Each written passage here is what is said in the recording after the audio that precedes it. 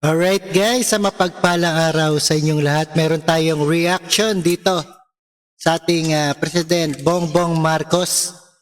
Pinatitiyak sa mga ahensya na hindi mababahiran ng korupsyon ang government food stamp program ni ating project ni President Bongbong.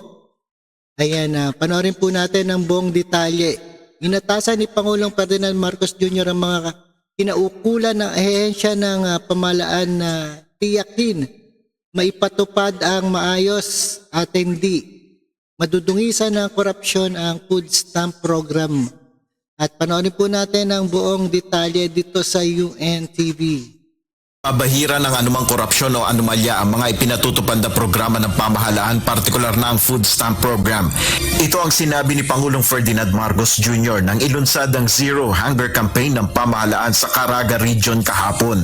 50 benepisyaryo ang unang nakatanggap ng Electronic Benefit Transfer o EBT cards na naglalaman ng 3,000 peso worth na food credits na magagamit na pambili ng pagkain.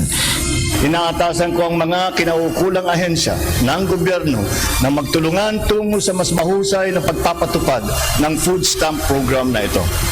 Tiyakin natin na walang bahid ng anumang anomalya ang pamamalakad ng ating mga proyekto. Kasabay nito, hinikayat naman ng Pangulo ang mga beneficiary ng programa na gamitin na maayos ang tulong na ito ng pamahalaan. Plano ring palawigin ng Pangulo ang naturang programa simula sa susunod na buwan.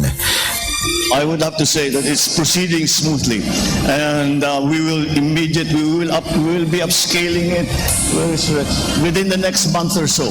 We are aiming at the next phase of this rollout. We are already looking to 30,000 families to be beneficiaries. Nel Maribuhok, UNTV.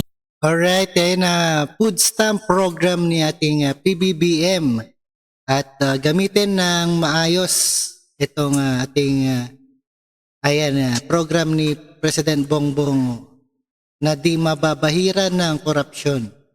At maraming salamat sa inyong lahat and peace out.